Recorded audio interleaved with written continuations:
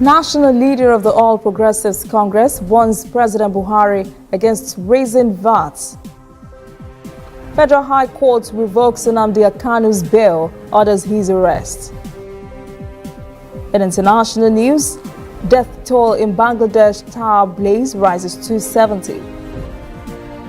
And in sport, more than 3,000 athletes prepare for Warri Efuru Peace Marathon.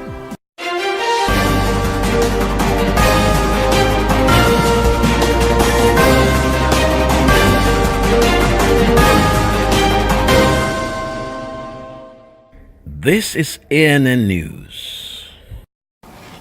I am Olajumoke Olatunji. National leader of the All Progressives Congress, Asiwaju Bola Ahmed Tinubu, has warned the federal government not to implement its plan to raise the value-added tax. At the annual Bola Tinubu Colloquium in Abuja on Thursday, celebrating his 67th birthday, Tinubu said such a move will slow down the economy and reduce the people's purchasing power. The federal government's plan was presented recently by Minister of Budget and National Planning, Udoma, and Executive Chairman of the Federal Inland Revenue Service, Babatunde Fowler, during a meeting with a Senate committee. Fowler said the plan is to raise the VAT from the current 5% to about 7.25% to meet up with the agency's revenue target of 8 trillion naira for this year. But Tinubu says it would be a bad idea because, as he put it, consumer spending is deepening. He appealed to the Vice President and his economic team to halt the move towards a VAT increase. A federal high court in Abuja has revoked Kanu's bail on treason charges and ordered his immediate arrest on Thursday. The judge said the leader of the indigenous people of Biafra, IPOB, has not showed up in court for 2 years. Reacting to the order, Kanu, who is in self-imposed exile outside the country, alleged there is a gang-up against him, members of his group, and the Biafra struggle. In a live broadcast on Radio Biafra on Thursday night, Kanu alleged the plot against him but gave no details. He claimed there are atrocities being planned against him and his members. He said those involved in the gang-up would never understand what he and his group are trying to do.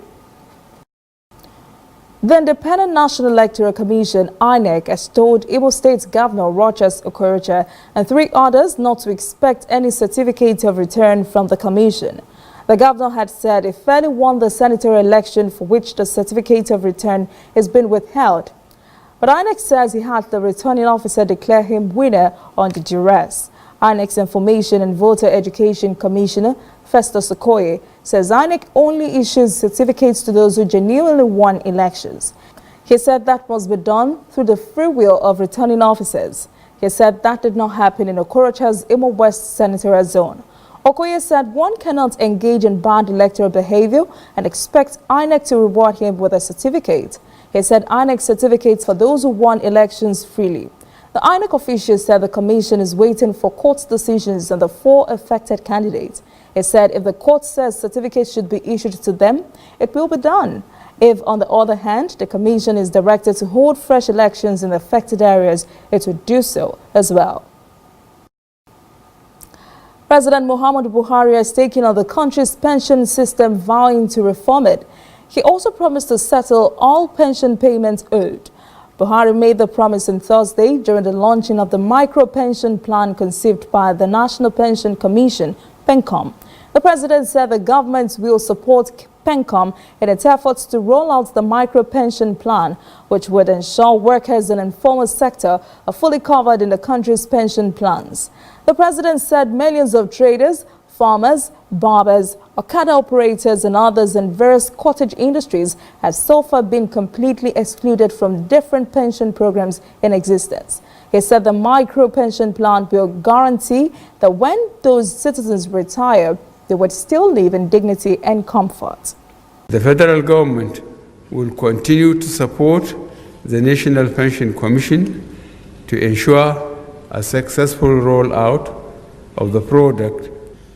We are also working tirelessly to sanitize some of the rot within the pension system we inherited. Chairman of the Presidential Advisory Committee on the Elimination of Drug Abuse, Buba Marwa, says Nigeria has 15 million drug addicts in its population and is calling for interface with leaders across the country to fight the scourge. The former military governor of Lagos State says the development is alarming because Nigeria's rate of 15% of the population being addicted to drug is 3 times higher than global average rating of 5%. Marwa gave those numbers in Kanu State when he spoke at the Katsina command of the National Drug Law Enforcement Agency. He says the issue of drug abuse in Nigeria is now an emergency and that the country needs to cut off the supply of drugs because, as he put it, you must have drugs first before the use. All those illegal operators bringing tons and tons of containers to kill our children and our youth, we are putting them on notice. This committee will look professionally on the question of which drugs will be banned. The Federal Capital Territory Administration, FCTA, says it will provide a temporary accommodation for more than 150 children orphans left homeless after it demolished their building in Kubwa earlier this week. An FCTA official, Mukhtar Galadima, says the administration is more concerned about the welfare of the children, so it has decided to provide the accommodation. It said the Divine Wounds of Jesus Christ Orphanage and Rehabilitation Home was demolished because it failed to comply with development control requirements in the nation's capital. Coming up, African stories. Cholera cases confirmed in Mozambique in wake of Cyclone Idai. And later, international news, death toll rises to 70 in Bangladesh building inferno.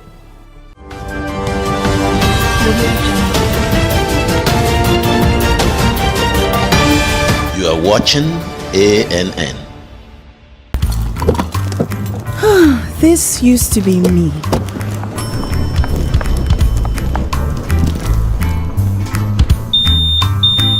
But that was before I got the perfect bag. It's handy and easy to use. All I need in one compact space, just like my MTN Extra Value plan. I used to get one plan for my calls and then try to remember which data plan worked for me. Roaming was a totally different ballgame. Not anymore. I've got the MTN Extra Value all-in-one plan. If you're a data buff like me, you get extra data with some talk time. And if you like to make calls, you get extra talk time with some data. And when I'm abroad, I automatically browse, chat, and call right on the same plan. MTN Extra Value was made just for me. More of data or calls, whichever one you prefer. MTN Extra Value is made just for you. Welcome back. This is ANN News. Now to African stories. Mozambique officials say cholera cases among survivors of Cyclone Idai in the central part of the country has jumped to almost 140 per day. Nearly 1 million vaccine doses have been rushed to the region, and cholera is now a major cause of worry for hundreds of thousands of survivors now living in squalid condition in camps, schools and homes saturated by storm mud. The disease is spread by contaminated food and water. It causes acute diarrhea and can cure within hours if not treated with oral rehydration solution or intravenous fluids in severe cases. The World Health Organization has warned of a second disaster if there is a spread of waterborne diseases like cholera. We have on ground in Beira reporter Angela Coppola. The government lead minister for Idai response efforts says that they are coping with the influx of survivors. Worryingly, the country's national health director, Hussein Isi, says there are now 2,500 confirmed cases of acute diarrhea and 5 confirmed cholera cases.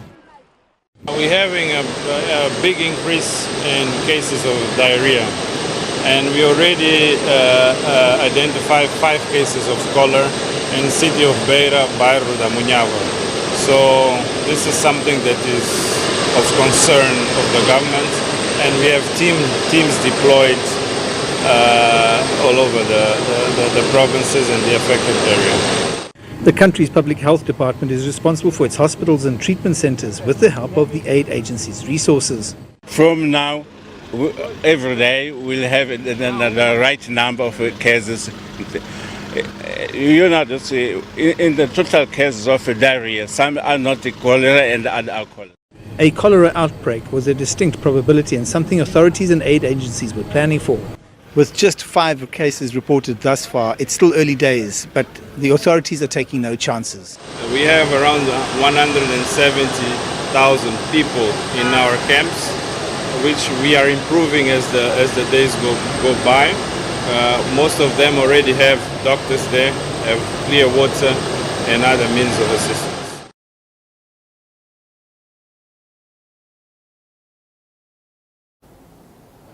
The World Health Organization has said in a new report diseases cost Africa $2.5 trillion every year. This was made known by the second Africa Health Forum in Cape Verde. Health economist at WHO Africa and one of the developers of the report, Dr. Grace Kabania, says the report will help to establish a link between ill health and gross domestic product building upon a growing body of evidence. Non-communicable diseases are driving the loss in GDP by 37% of the total loss. Communicable diseases come up at least 36%, followed by thoracic diseases, maternal, neonatal, and nutrition-related condition. The report says NCDs, which include cardiovascular diseases, cancer, stroke, and diabetes, are now the leading killers on the planet, causing 7 in 10 deaths globally. WHO Regional Director for Africa, Dr. Mashidiso Moete, says despite all the loss due to illnesses, the good news is that if the countries act collectively and achieve their Sustainable Development Goal targets, this loss will be reduced by almost half. Major airlines from around the world have also coveted the African aviation market because of tremendous potential on the continent. Domestic African airlines that fly long-haul routes are few but have been increasing and are expected to be profitable. To the contrary, though reporter Raman Inyang tells us despite the vast potential, Africa faces immense losses in the aviation market.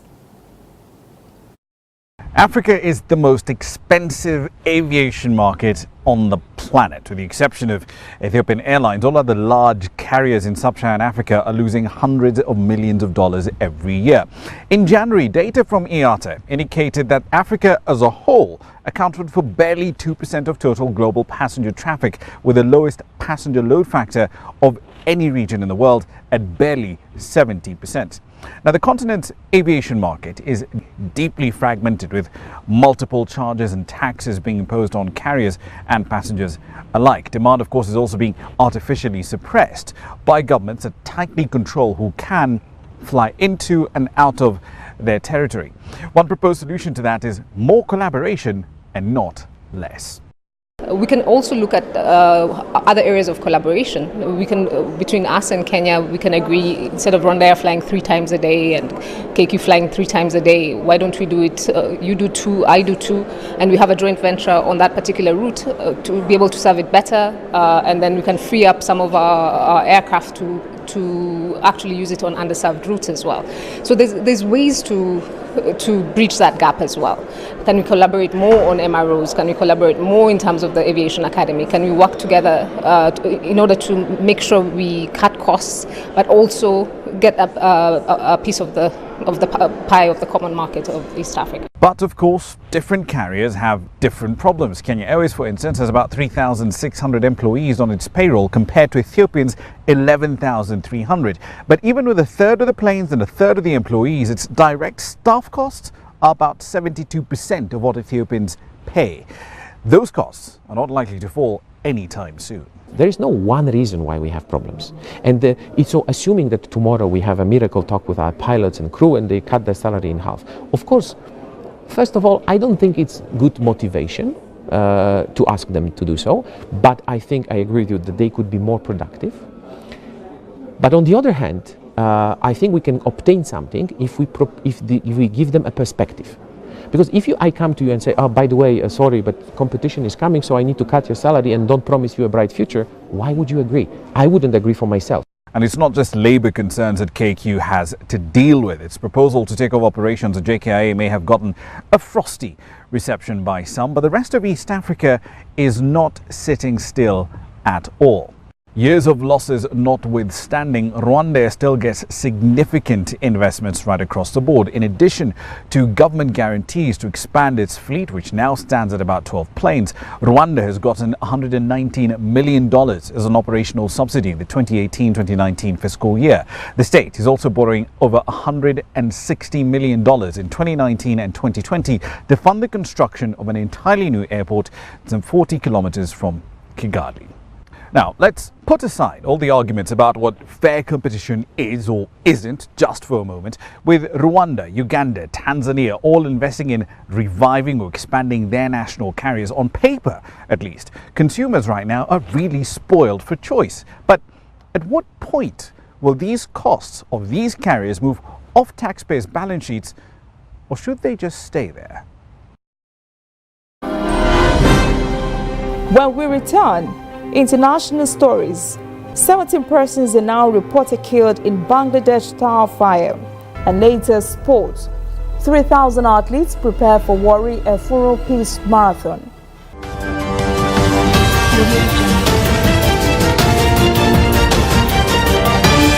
You are watching ANN.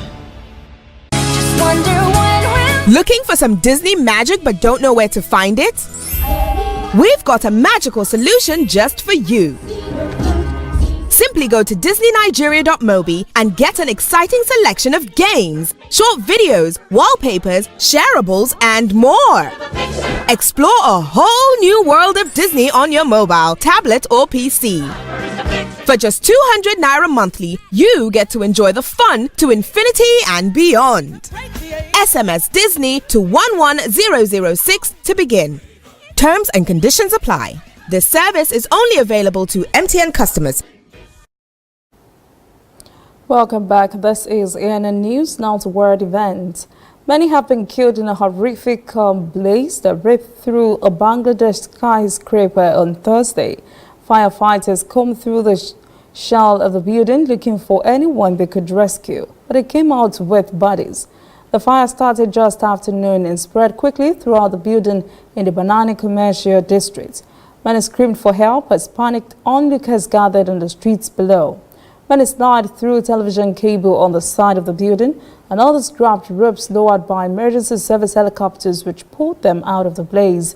More than 100 ambulances were parked in the streets around the building amid fears the death toll could speedily rise. The fire is the second major deadly blaze this year in the city and the most densely populated in the world, and nowhere building regulations are notoriously lax. At least 70% died and 50 were injured in a fire in Dakar's Old Quarter last month. British Prime Minister Theresa May has made a third attempt to get her Brexit deal through a third time. But the British House of Commons has voted for the third time against the government's motion for the divorce bill. Citizens' rights and the Irish backstop by 344 to 286, a majority of 58. Now it gets dicey. Britain must present another plan or leave the EU without a deal in place on April the 12th. The government's options include asking the EU for a long Brexit extension and allowing parliaments to decide how future relationships should be. It could also listen to what parliaments would decide in another round of indicative votes on Monday and decide on what to do. But the option is also out there to allow a no-deal Brexit in April. Really a mess. The Brazilian government has barred opposition leader Juan Guaido from holding public office for the next 15 years. Through the National Assembly leader brushed off the measure and said it would not derail his campaign to remove President Nicolas Maduro. The announcement by State Controller Elvis Amoroso, a close Maduro ally, cited alleged irregularities in Guaido's financial records and reflected a tightening of government pressure on an opposition movement backed by the United States and its allies. Guaido was elected to the Assembly in 2015 and has taken 90 international trips without accounting for the origin of the estimated $94,000 in expenses. The state controller also accused the opposition leader of harming Venezuela through his interactions with foreign governments. Dozens of which support Guaido's claim that he is interim president of the country. Germany has extended for another 6 months a ban on arms exports to Saudi Arabia. The ban was imposed after the killing of Saudi journalist Jamal Khashoggi at the Saudi embassy in Istanbul, Turkey. The ban has been criticized by European allies since it put a question mark over billions of euros of military orders, including the £10 billion deal to sell 48 Eurofighter Typhoon jets to Riyadh that would be led by Britain's BAE Systems. This ban extension to the end of September means no new export applications will be approved for Saudi Arabia. The German coalition government in Berlin has been under mounting pressure from Britain and France to lift the ban. They say it prevents them from selling gently developed equipment with German components to Saudi Arabia. France's ambassador to Germany, Anne-Marie Descourt, said this week's Germany's arms export policy and cumbersome licensing rules threatened future bilateral defense projects. Investigators into the Boeing 737 MAX crash in Ethiopia have reached a conclusion that an anti-stall system was activated before the plane hit the ground. The newspaper said the findings from the ballot box recorders were subject to revisions and that a report from Ethiopian investigators was expected within days. Investigators looking into a deadly 737 MAX crash in Indonesia in October have also focused on the new anti-stall system called Maneuvering Characteristics Augmentation System. A preliminary November report released by Indonesian investigators on the Lion Air flight shows the pilot was repeatedly pushing the plane nosedive due to erroneous sensor information. The two crashes, barely 5 months apart, have claimed a total of 346 lives. Still ahead, sports. More than 3,000 athletes prepare for Warri Efuru Peace Marathon. Please stay with us.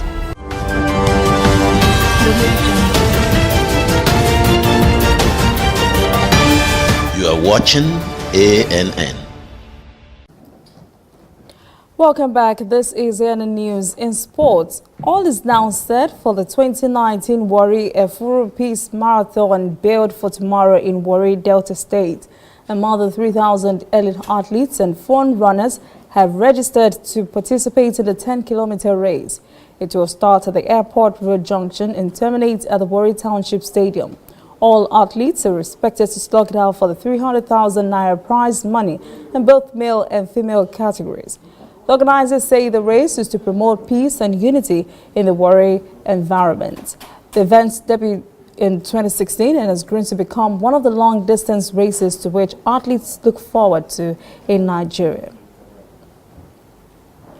Sheikh Ibrahim Al Khalifa might be re-elected as head of the Asian Football Confederation on a post after his only remaining challenger withdrew from the contest. Qatar Al Muhanadi has pulled out of the vote and thrown his support to the Bahraini. A third candidate, Mohammed Al Ramati from the United Arab Emirates, had already dropped out of the running. The re-election will go ahead early next month. Al Khalifa will now head the AFC for at least a decade. He was first elected in 2013 and he will serve a fresh 4-year term from next month. That is ANN News this evening. Thank you for joining us. For details on this and other stories, visit our website, annafrica.net. Conversation continues on our social media platforms, Twitter, Instagram, and Facebook at ANN Africa TV. I am Olajumoke Olatunji. Have a fabulous weekend.